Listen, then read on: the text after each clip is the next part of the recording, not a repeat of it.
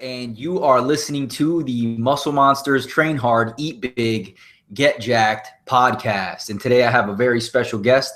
He's actually a good friend of mine. His name is Mike Pucci. And Mike is a professional or now professional bodybuilder. He actually just got his pro card. So congratulations, Mike, for that. He is an elite level power lifter, and he is the owner of Team Unique Prep. And so, Mike, how you doing, bro? Hey, doing great. I want to thank you for having me on the podcast today. Not a problem, man. So let's jump right into things. For everybody out there, if you don't remember, Mike actually did a video series on my YouTube channel. And he was, if I remember correctly, he was the first person to introduce me to DUP, and he actually put together my first training program that entailed a DUP style approach, and that worked out really well for me. But for those of you that don't know who he is, why don't you tell us a little bit about when you got into bodybuilding, why, and and just some backstory to that. Okay, so I originally got into bodybuilding in 2010. What probably started it all was back in high school. I got into weightlifting, had a pretty good weightlifting coach, and I played sports, and I started realizing that I was making some pretty decent progress there. I was quickly becoming stronger than my peers, and I was able to progress a lot faster than some of them. So that kind of got me interested in, hey, I like seeing what's going on with my body. I'm training, lifting weights, lifting heavy, and seeing pretty good results. So as I was going through college, I always kind of wanted to get into bodybuilding, but never really had the time or the money because it is a pretty expensive sport. So then once I finally graduated in 2009 from UCF, I finally had some extra time, and I had a little bit of money to get started. So I got into contact with one of my good friends now, Jim, who's an IFBB men's professional in physique, and he kind of taught me a lot of the initial things that got me into my first show. So we did a quick 12-week prep, which I thought was a decent amount of time, which I now know is way too fast. And it was a typical, a little bit more of a standardized approach that we used. So, I had the usual only a certain amount of food groups and things like that. And it worked great. I mean, I got into good shape for my show. I got down to the leanest I'd ever been. I competed and actually won my class in novice, and I won the novice overall. But I got like 5th in the open. But then, so that's pretty much me getting started into it. But after the show, so I have a pretty bad sweet tooth. So what happened was I had bought, what typical people do when you're really restrictive. You go and you buy yourself a whole bunch of goodies to have after the show. And I did that, and I ended up gaining 30 pounds in 3 days post-show. So then, once you do that, it's just a horrible feeling, and you don't want to like do anything. You don't want to take any pictures or anything. So I started doing some research, and I was like, man, there's got to be, a different way to do this. That way I can incorporate some of the foods that I love into my prep and still make progress. So that's when I came across Lane Norton and flexible dieting. And that's really changed my life from there. Just learning about how you can integrate nutrition and training into your protocol and kind of get the most optimal results, and also doing it naturally, like not having to use any substances or things like that. Not that there's anything against it, is just not a route that I chose to go. Gotcha. Yeah, man. So here's the deal. Today we're gonna talk about mainly show prep. Just because you just won your pro card, so I thought that would be a pretty interesting topic. And another thing, and another reason why I want to talk about show prep with you is because you tend to do things a little bit differently, hence the name Team Unique Prep. And when I say differently, I mean different than the majority of people. You and I are both huge advocates of flexible dieting. And we know that to a certain extent, we can kind of fit in whatever foods we enjoy on a regular basis, as long as they meet certain criteria. Now, there are certain experts, quote unquote, out there who will accuse you of either doing drugs or lying when we talk about show prep and still eating certain foods. So my question to you is, what do you think is the reason that most people don't believe that that you can get as lean as you do, which I'll put some pictures in the show notes page so you guys can see. Get as lean as you do and many other guys do by following flexible dieting and still fitting in foods that you enjoy, maybe Pop-Tarts, maybe some ice cream. Why do you think people just aren't with it yet? I mean, I think it just goes back to some people just being stubborn in their ways. Like, you can use the analogy of an old doctor. You have a doctor who's been practicing a certain way for a number of years, and yeah, that way has worked. But now with science, they come out with new, better, and efficient ways, new medicines, new different ways to treat things that are more efficient, not only cost-wise, but time-wise. And a lot of times the old guys just don't want to switch. They don't want to take the time to learn something new.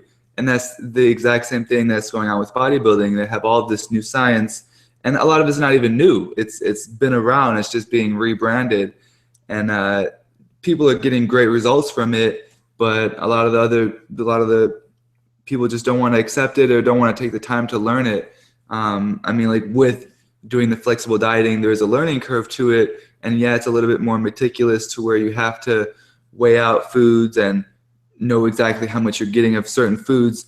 And so it is a little bit more time consuming versus someone who is on like a meal plan where they're just having a piece of chicken and a cup of broccoli, and it makes it a little bit easier, but it's just so redundant, like having the same foods every day. Like, there's no way that I'd be able to do that. And I think just some people are afraid of change. Like they found something that has worked for them, so they don't want to change to something that could possibly work better, just because of the fear of something new that they don't know and they don't fully understand. Yeah, and that's something that you really see as well with training, especially with a lot of people that I talk to. They get results in the beginning, and then they don't get results for a while. And then when you explain to them, well, you got to change X, Y, and Z, it's hard for them to change just because they feel like, it worked before. It'll eventually work again. So they're stuck in that mentality of, this worked, so I'm going to keep doing this. And they eventually, just spend years just making no progress because of that unwillingness to change. And earlier you mentioned that after your first show, I believe it was, you had gained that 30 pounds in 3 days. And I had a similar thing happen to me when I did my first and only show a few years back, where I gained, I don't know, I want to say about 20 pounds in 3 or 4 days as well. And that seems to be very typical of physique and bodybuilding competitors. What do you think it is that they're doing that's making it to where after the show they just rebound like that? That comes back to the fact of a lot of them, being in their old school ways, being so restrictive with their diet. I mean, if you have a time period where you're only eating certain types of foods, like, you're only going to be able to do it for a certain amount of time. Like, people have cravings and people want sweet tooth. It's in our nature to kind of want things that are sweet. So when you have someone that's super restrictive with their diet, like, as soon as they go off of that, they're going to go and they're going to have everything that they've been like dreaming about for the past 12 or 18 or 16, whatever weeks that they've been doing it. And that's really the big issue now. A lot of it is too, also, you have people that sodium deplete and water deplete. And so when you have those three factors, you bring all of those back into your diet, that's going to make you blow up. So, I mean, I've seen people that have done a show like a week ago, and you see them in the gym and you're like, wow, you look like you haven't dieted at all. And it's just crazy. I mean, you know, why would you take all that time and dedication to diet down for a show and then just blow it all within a week? And I mean, of course, you know, sometimes you can't help it. Like me with my first show, I didn't know any better. But I mean, there's just so much, there's so many more efficient ways to do it. And you don't have to be so restrictive and keep all of these things out of your diet, and you can still make amazing progress. Yeah, and so going back to that first show, right? Because we're talking about how, you know, you gained all this weight right after, and then now we're fast forwarding a few years and you won your pro card. What do you think is the main difference, or what are the differences in what you did in order to prep for each show? So for each show, what did you do in your first prep, or in your prep where you got your pro card, better or different than you did in your first shows? Okay, so the first thing was probably the length of prep. So the first show was about 12 weeks, and then my last prep was 36 weeks. So you can tell it's a big difference there. So for the first show, you know, I did the typical 6 meals a day, really restrictive with my training. I kind of changed it towards the end to, you know, the typical doing high reps, trying to really lean the body out, you know, things like that. And then my last prep, I kept powerlifting in for as long as I could, basically all the way up until the end. I centered it around the big three movements: squat, bench, and deadlift. And then I had some additional accessory work on top of that, of course, because there are a lot of things that those main movements don't build up, like shoulders and arms, things like that. So I had to add a lot of accessory work into there. And yeah, really just the time and training. The time for my last prep was 36 weeks. I ended up starting a little bit heavier than I thought I probably was. So at the start of prep, I was 238. And then I ended up having to get down to about 183. So I lost right around 55 pounds.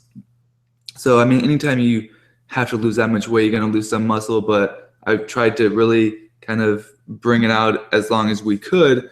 So that way I was able to maintain a lot of the muscle, and really throughout prep, I was able to maintain a lot of my strength as well. Keeping powerlifting in there all the way to the end also helped me to maintain muscle. Yeah, and you know what? That's actually something I want to get you back on the show on again to discuss, and that is maintaining strength and muscle mass again during contest prep.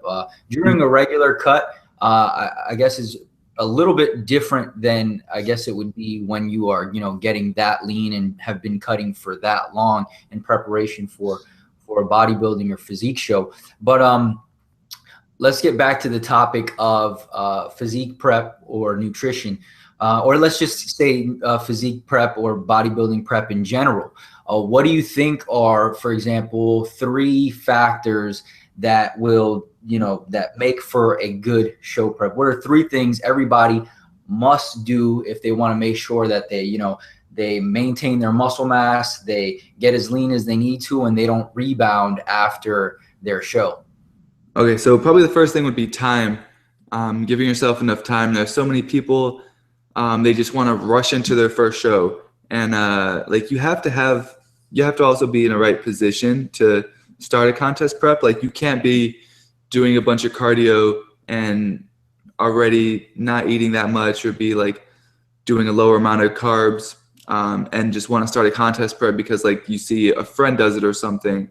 Like you have to be in the right position to start. And so many people that I see, they just want to be like, oh, I want to do a show in like 8 weeks or something like that. And it's like, unless you're almost ready at that point, like you're not going to be able to get ready and do a show within 8 weeks. It's not realistic. So, I mean, giving yourself enough time and being in the right position to start a contest prep, like you should be doing minimal cardio, and you should have a pretty good caloric intake at that point when you're saying, hey, you know, I want to start a contest prep. And you have to have, depending on which division that you're doing, like say you're doing bodybuilding and you never train legs, well, it's probably not a good time to start when you're starting a contest prep, because you're not going to be building muscle during a contest prep when you're in a caloric deficit for the majority of the time. Like, the best you can do is hope to maintain the muscle that you have, and even that's hard because you're in a deficit. So having enough time would be the first one. Being flexible, I would probably say, would be the second one. Just for mental health.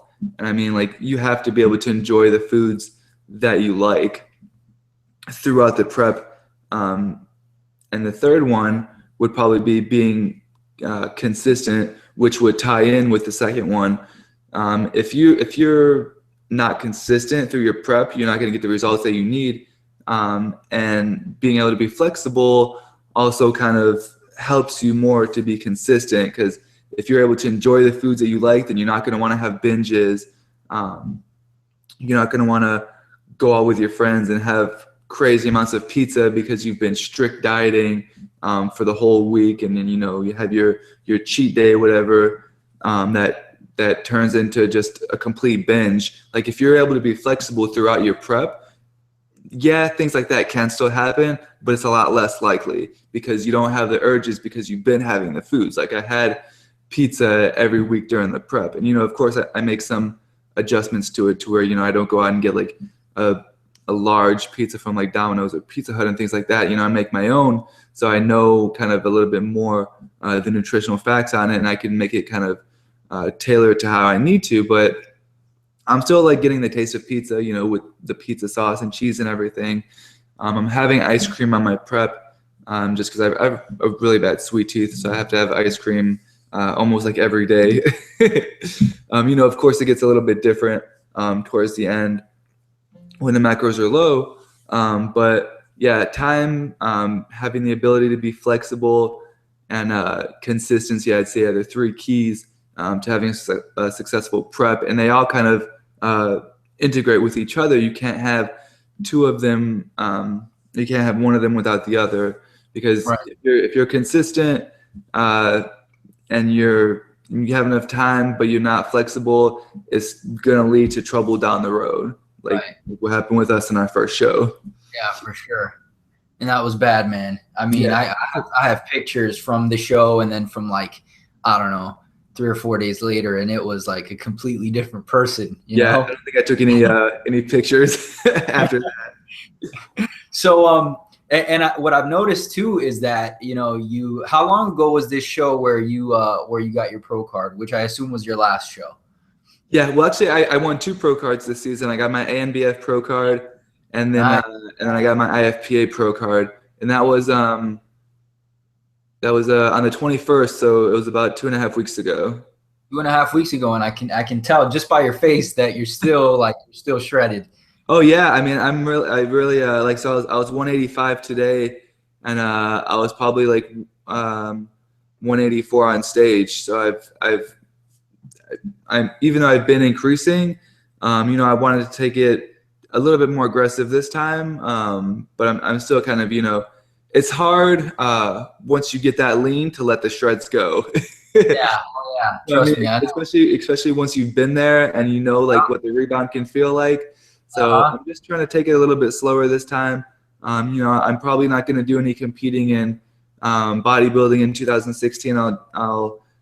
I'm trying to get healthy again and get back into powerlifting. So I'll probably do some of that. But yeah, I mean, I started reverse dieting the day after the show. I don't play around. I went out that night.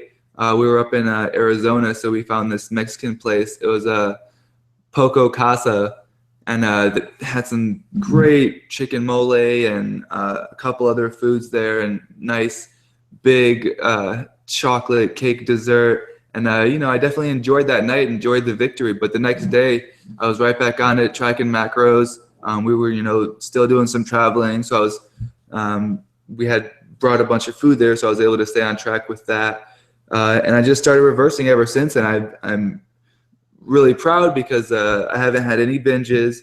And that was something that I dealt with after my 2012 prep. Is I did the reverse, but I dealt with binging for a little bit. I was finally able to overcome that. And then so I think what really kind of helps with that is I took 2.5 years and I reverse dieted, and I continually added carbs and fats to my diet, and it got to the point at the end where I was literally just like done with eating. I mean, Yeah. like I would eat whatever I needed to during the day, and then it would get to night, and I'd track my macros, so I'd have like this amount left, and I would just have to just eat a ton of food at night. And I did that for about 6 months, and I was like, all right, now I'm ready to diet. I'm ready to stop being full all the time. Like I want to kind of experience hunger. And what's really surprising is this prep, even though it was a lot longer and my numbers got a little bit lower, is I didn't have to take them as low as I did the first time, and I didn't have to do as much cardio. So I really contribute those two things, just taking the time in between shows, and and pretty much building up my metabolism through the reverse dieting and cutting down cardio, and then also maintaining such a high volume powerlifting protocol during the contest prep as well. Yeah. So, all right. So let me ask you this, because I get this question a lot from guys, or not really a question. It's more of a situation where guys, they wanna compete, right? They want to compete, but they're kind of on the fence. They don't know if they're ready. What kind of advice would you give to those guys? Just reach out to some people, like reach out to, I mean, there's so many good people out there in the fitness industry. And there's also a lot of bad people. But just like some of the top guys, like the top natural guys, just reach out to them and ask what their opinion is. If you send me like an email or something, be like, hey, I want to compete. I'm not really sure. What do you think I should do? I'm going to tell you, I'm going to give you my opinion. Like if I think that you're ready to do a show prep, or if there's a couple things you need to work on, if you're not really eating that much and you're doing a bunch of cardio, I'm going to say, right now is probably not the time for you to enter a contest, unless you're like looking already like you're ready to do a show. Then you just need to take some time, and that's one of the big things that so many people just want to rush into it, and then they get on stage and they're not satisfied with the results. And it's like, take your time, do it right, and then you're gonna be satisfied with your results. And that's what especially happened with me. Like with this last season, I started off the season not even having a show date in mind. I was just like, let me get to a certain physique that I know that I need to get to win. And then that's kind of when I started, once I got closer and closer, after I lost like the first like 30 pounds or something, I was like, all right, now let me start looking at some shows, because I think that around this time frame I'll be ready. And so many people don't have that mindset, and I think that does hurt them often, because they want to do a show, and they say, all right, I want to do no matter what I have to do to get ready for the show for this date. And a lot of times that's a bad approach, because you end up having to be too aggressive, and they end up losing a little bit too much muscle, trying to cut too aggressively. Yeah, and that's definitely one of the big mistakes I made. Was I didn't realize how far out I actually was. Where most people would say, oh, you only have to lose like 10 pounds, you actually have to end up losing like 20 to 30. Yeah. So that was a big mistake, because I didn't know how much weight I had to lose. And then I said, you know what, I'm going to schedule a show, and that'll give me accountability. So, I'll have to get ready by that time. But what ended up happening was I had to take extreme measures. I had to do much more cardio than I would have had to if I had more time. I had to cut my calories a lot faster. And it was just a mess, because now I'm losing a bunch of muscle mass. I'm not able to train as hard in the gym. I'm getting flat. You're feeling skinny. And it was just a bad experience. But like you said, and what I recommend to people now is, take that time to build up your metabolic capacity. Take that time to bulk up and put on some size before you cut for a show, So that's pretty much it. But actually, I want to go back real quick where we were talking about your carb intake for, at the end of your prep. People are going to want to know, and I kind of want to know, what was the difference? How many carbs did you end up at, and how much cardio in your first shows, and how many carbs and how much cardio in your latest shows?